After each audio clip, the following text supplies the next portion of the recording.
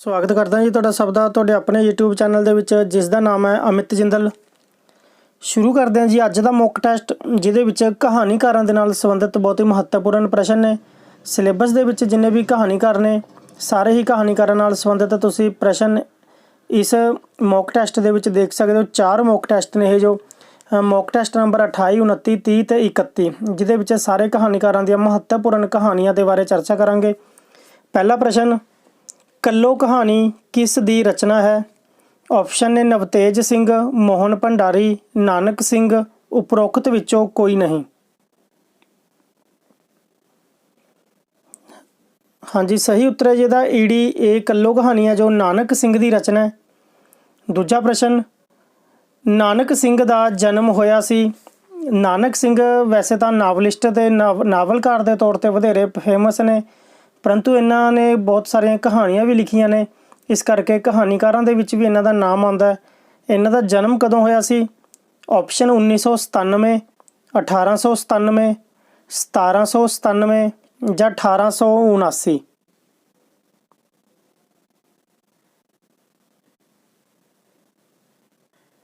सही उत्तर है जिहदा आड़ा 1897 ईस्वी दे विच नानक सिंह दा जन्म होया सी।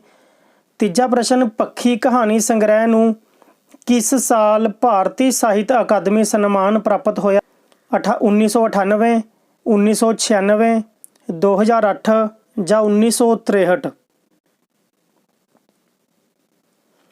पक्षी कहानी संग्रह नूं किस साल भारतीय साहित्य अकादमी सन्मान प्राप्त होया? सही उत्तर है जिहदा आड़ा 1996 ईस्वी दे विच। चौथा प्रश्न, पछाण अते बर्फ लताड़े रुख किस दे कहानी संग्रह हैं? गुरमुख सिंह मुसाफिर, रघुवीर ढंड, कुलवंत सिंह विरक, मोहन भंडारी। पछाण अते बर्फ लताड़े रुख। सही उत्तर है जिहदा सस्सा मोहन भंडारी दे कहानी संग्रह ने यह। पंजवां प्रश्न, मोहन भंडारी दा दूजा कहानी संग्रह किहड़ा है? तिलचोली, मनुख दी पैड़, काठ दी लत्त जां मून दी अख। इन्हां दे विचों देखना जी दूजा कहानी संग्रह किहड़ा है? सही उत्तर है जिहदा मनुख दी पैड़ जो कि 1967 ईस्वी दे विच प्रकाशित होया सी। छेवां प्रश्न, दुख सुख तो पिछों नरकां दे देवते किस दे कहानी संग्रह हैं? ऑप्शन है जी दलीप कौर टीवाना, वरियाम संधू, सुजान सिंह, नानक सिंह। सही उत्तर है जिहदा ईडी सुजान सिंह दे कहानी संग्रह ने यह दुख सुख तो पिछों ते नरकां दे देवते। सतवां प्रश्न, गुरमुख सिंह मुसाफिर रचित आलने दे बोट कहानी संग्रह कदों प्रकाशित होया? आलने दा बोट कहानी संग्रह है जो गुरमुख सिंह मुसाफिर की रचना है। इसका प्रकाशन साल की है? ऑप्शन ने 1955, 1945, 1942 जां 1975। सही उत्तर है जिहदा उड़ा 1955 ईस्वी दे विच प्रकाशित होया सी कहानी संग्रह है। 8वां प्रश्न, सांझी कंध कहानी किस दी रचना है? प्यारे विद्यार्थियों बहुत ही महत्वपूर्ण कहानी है यह सांझी कंध। ऑप्शन ने वरियाम संधू, अजीत कौर, संतोख सिंह धीर, गुरमुख सिंह मुसाफिर।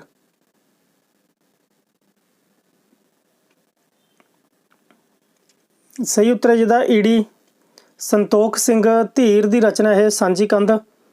9वां प्रश्न, संतोख सिंह धीर का जीवन काल सी 1920 तो लैके 210 तक, 1913 तो लैके 1992, 1901 तो 2003 जां 1937 तो 2017। सही उत्तर है जिहदा उड़ा 1920 तो लैके 2010 तक सी संतोख सिंह धीर का जीवन काल। 10वां प्रश्न, तिड़किया होया शीशा दी साहित्यक विधा की है? लेख, कहानी, स्वै जीवनी जां नावल। सही उत्तर है जिहदा यह है कहानी। की दी कहानी है यह? तुसीं रचनाकार का नाम दसना है। हाँ जी, रचनाकार का नाम है जी ਇਹਦਾ ਮੋਹਨ ਭੰਡਾਰੀ। ਮੋਹਨ ਭੰਡਾਰੀ ਦੀ ਰਚਨਾ ਇਹ ਤੜਕਿਆ ਹੋਇਆ ਸ਼ੀਸ਼ਾ ਕਹਾਣੀ ਹੈ ਇਹ। 11ਵਾਂ ਪ੍ਰਸ਼ਨ ਹੇਠ ਲਿਖਿਆਂ ਵਿੱਚੋਂ ਕਿਹੜਾ ਕਹਾਣੀਕਾਰ ਪੰਜਾਬ ਦਾ ਮੁੱਖ ਮੰਤਰੀ ਵੀ ਰਿਹਾ? ਗੁਰਬਖਸ਼ ਸਿੰਘ ਪ੍ਰੀਤਲੜੀ, ਨਵਤੇਜ ਸਿੰਘ, ਗੁਰਮੁਖ ਸਿੰਘ ਮੁਸਾਫਿਰ ਜਾਂ ਰਘੂਬੀਰ ਢੰਡ? ਸਹੀ ਉੱਤਰ ਹੈ ਜਿਹਦਾ ਬਿਲਕੁਲ ਈਡੀ ਗੁਰਮੁਖ ਸਿੰਘ ਮੁਸਾਫਿਰ ਪੰਜਾਬ ਦੇ ਮੁੱਖ ਮੰਤਰੀ ਵੀ ਰਹਿ ਚੁੱਕੇ ਨੇ ਇਹ। 12ਵਾਂ ਪ੍ਰਸ਼ਨ ਹੈ ਅਜੀਤ ਕੌਰ ਦਾ ਜਨਮ ਹੋਇਆ ਸੀ 1942 ਦੇ ਵਿੱਚ, 1935 ਦੇ ਵਿੱਚ, 1934 ਜਾਂ 1897? ਅਜੀਤ ਕੌਰ ਕਹਾਣੀਕਾਰ ਹੈ। ਸਹੀ ਉੱਤਰ ਹੈ ਜਿਹਦਾ ਈਡੀ 1934 ਈਸਵੀ ਦੇ ਵਿੱਚ ਅਜੀਤ ਕੌਰ ਜੀ ਦਾ ਜਨਮ ਹੋਇਆ ਸੀ। 13ਵਾਂ ਪ੍ਰਸ਼ਨ ਹੈ ਜੀ ਅੱਗੇ ਰਘੂਬੀਰ ਢੰਡ ਦਾ ਕਹਾਣੀ ਸੰਗ੍ਰਹਿ ਨਹੀਂ ਹੈ। ਤਾਂ ਪਿਆਰੇ ਵਿਦਿਆਰਥੀਓ, ਮੈਂ ਤੁਹਾਨੂੰ ਪਹਿਲਾਂ ਵੀ ਬਹੁਤ ਵਾਰੀ ਕਹਿ ਚੁੱਕਿਆ ਕਿ ਕਾਲੀ ਕਾਲੀ ਦੇ ਵਿੱਚ ਆ ਕੇ ਪ੍ਰਸ਼ਨ ਦਾ ਉੱਤਰ ਨਹੀਂ ਲਾਉਣਾ, ਤਾਂ ਪ੍ਰਸ਼ਨ ਨੂੰ ਧਿਆਨ ਨਾਲ ਸਮਝਣਾ। ਇਹਦੇ ਵਿੱਚ ਪੁੱਛਿਆ ਨਹੀਂ ਹੈ। ਊੜਾ ਹੈਗਾ ਉਰਵਾਰ ਪਾਰ, ਆੜਾ ਉਸ ਪਾਰ, ਈੜੀ ਕਾਇਆ ਕਲਪ, ਸੱਸਾ ਬੋਲੀ ਧਰਤੀ?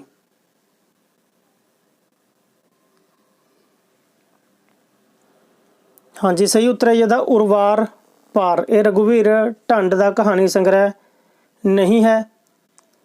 14ਵਾਂ ਪ੍ਰਸ਼ਨ ਚੌਥੀ ਕੂਟ ਕਹਾਣੀ ਸੰਗ੍ਰਹਿ ਸੰਬੰਧੀ ਗਲਤ ਕਥਨ ਚੁਣੋ। ਪਹਿਲਾ ਕਥਨ ਹੈ ਜੀ ਇਹ ਵਰਿਆਮ ਸਿੰਘ ਸੰਧੂ ਦੀ ਰਚਨਾ ਹੈ।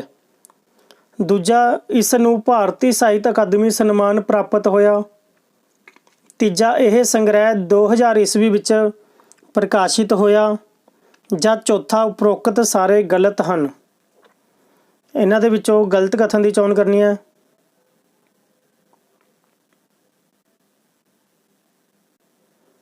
ਇਹਦਾ ਸਹੀ ਉੱਤਰ ਹੋਏਗਾ ਜੀ ਈਡੀ। ਇਹ ਕਹਾਣੀ ਸੰਗ੍ਰਹਿ 2000 ਈਸਵੀ ਦੇ ਵਿੱਚ ਪ੍ਰਕਾਸ਼ਿਤ ਹੋਇਆ। ਇਹ 2000 ਦੇ ਵਿੱਚ ਨਹੀਂ ਪ੍ਰਕਾਸ਼ਿਤ ਹੋਇਆ ਸੀ, ਸਗੋਂ 1998 ਈਸਵੀ ਦੇ ਵਿੱਚ ਇਹ ਚੌਥੀ ਕੂਟ ਕਹਾਣੀ ਸੰਗ੍ਰਹਿ ਹੈ ਜੋ ਪ੍ਰਕਾਸ਼ਿਤ ਹੋਇਆ ਸੀ। ਸਹੀ ਉੱਤਰ ਹੈ ਜਿਹਦਾ ਈਡੀ। ਗੱਲ ਕਰਦਾ ਜੀ 15ਵਾਂ ਪ੍ਰਸ਼ਨ ਹੈ ਨਾਨਕ ਸਿੰਘ ਦੇ ਕਹਾਣੀ ਸੰਗ੍ਰਹਿ ਹਨ ਹੰਝੂਆਂ ਦੇ ਹਾਰ, ਮਿੱਧੇ ਹੋਏ ਫੁੱਲ, ਠੰਡੀਆਂ ਛਾਵਾਂ ਜਾਂ ਉਪਰੋਕਤ ਸਾਰੇ? ਨਾਨਕ ਸਿੰਘ ਨਾਵਲਿਸਟ ਜਾਂ ਨਾਨਕ ਸਿੰਘ ਕਹਾਣੀਕਾਰ ਦੇ ਕਹਾਣੀ ਸੰਗ੍ਰਹਿ ਦੇਖਣੇ ਨੇ, ਇਹਨਾਂ ਦੇ ਵਿੱਚੋਂ ਕਿਹੜੇ ਨੇ? ਸਹੀ ਉੱਤਰ ਹੈ ਜਿਹਦਾ ਸੱਸਾ ਉਪਰੋਕਤ ਸਾਰੇ ਹੀ ਨੇ, ਜਿਹਦੇ ਵਿੱਚ ਨੇ ਹੰਝੂਆਂ ਦੇ ਹਾਰ, ਠੰਡੀਆਂ ਛਾਵਾਂ ਤੇ ਮਿੱਧੇ ਹੋਏ ਫੁੱਲ। 16ਵਾਂ ਪ੍ਰਸ਼ਨ ਕੱਲੋ ਕਹਾਣੀ ਵਿੱਚ ਕੱਲੋ ਕੌਣ ਹੈ? ਜਿਵੇਂ ਕਿ ਪਹਿਲਾ ਪ੍ਰਸ਼ਨ ਦੇ ਵਿੱਚ ਕਰਿਆ, ਕੱਲੋ ਕਹਾਣੀ ਹੈ ਜੋ ਉਹ ਨਾਨਕ ਸਿੰਘ ਦੀ ਰਚਨਾ ਹੈ। ਇਹਦੇ ਵਿੱਚ ਕੱਲੋ ਨਾਮ ਦਾ ਜੋ ਪਾਤਰ ਹੈ ਉਹ ਕੌਣ ਹੈ? ਲੇਖਕਾ, ਜਮਾਦਾਰਨੀ, ਕਹਾਣੀਕਾਰ ਦੀ ਪਤਨੀ ਜਾਂ ਬਾਜੀਗਰਨੀ? ਸਹੀ ਉੱਤਰ ਹੈ ਜਿਹਦਾ ਆੜਾ ਜਮਾਦਾਰਨੀ ਸੀ ਕੱਲੋ। 17ਵਾਂ ਪ੍ਰਸ਼ਨ ਹੈ ਜੀ ਘੋਟਨਾ ਹੈ। ਆਪਸ਼ਨ ਧਿਆਨ ਨਾਲ ਸਮਝਿਓ। ਕਹਾਣੀ, ਮੋਹਨ ਭੰਡਾਰੀ ਦੀ ਰਚਨਾ, ਲੱਕੜ ਦਾ ਸੰਦ ਜਾਂ ਉਪਰੋਕਤ ਸਾਰੇ?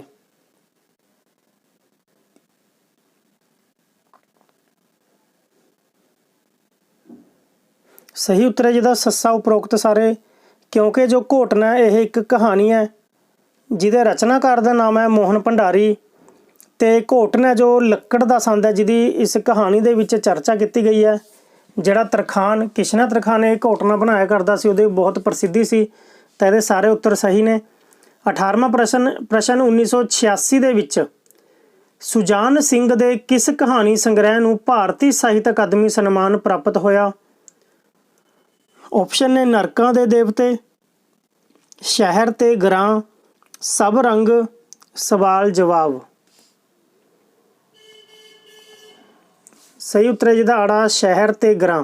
1986 ਭਾਰਤੀ ਸਾਹਿਤ ਅਕਾਦਮੀ ਸਨਮਾਨ ਸੁਜਾਨ ਸਿੰਘ ਦਾ ਕਹਾਣੀ ਸੰਗ੍ਰਹਿ ਹੈ।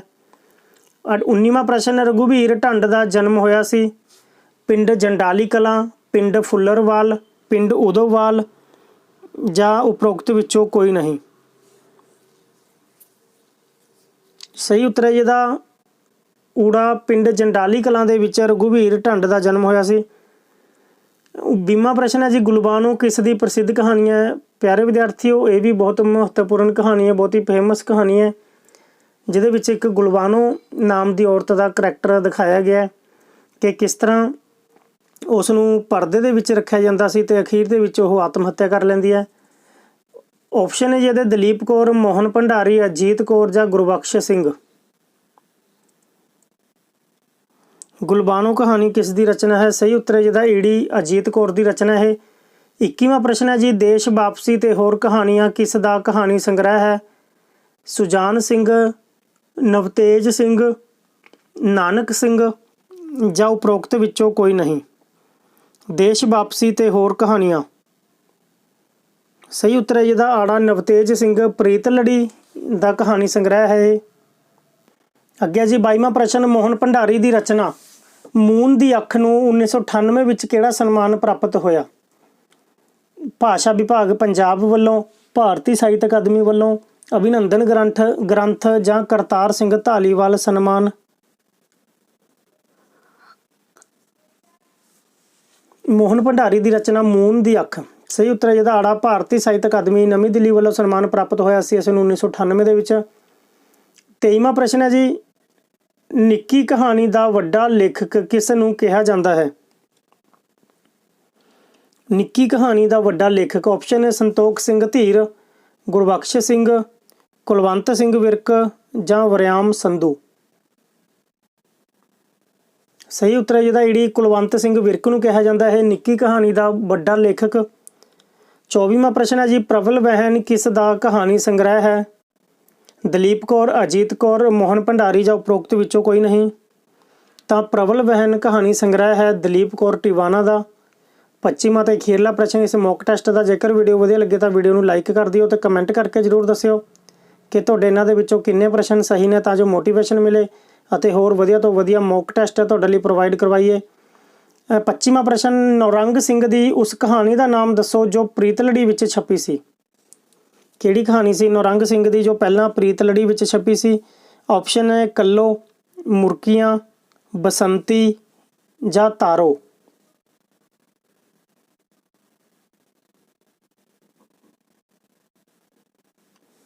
ਸਹੀ ਉੱਤਰ ਹੈ ਜਿਹਦਾ ਸੱਸਾ ਤਾਰੋ ਕਹਾਣੀ ਸੀ ਜੋ ਪਹਿਲਾਂ ਪ੍ਰੀਤਲੜੀ ਅਖਬਾਰ ਦੇ ਵਿੱਚ ਛਪੀ ਸੀ, ਪ੍ਰੀਤਲੜੀ ਪੱਤਰਿਕਾ ਦੇ ਵਿੱਚ ਛਪੀ ਸੀ, ਜੋ ਕਿ ਗੁਰਬਖਸ਼ ਸਿੰਘ ਪ੍ਰੀਤਲੜੀ ਨੇ ਸ਼ੁਰੂ ਕੀਤੀ ਸੀ ਪ੍ਰੀਤਲੜੀ ਪੱਤਰਿਕਾ।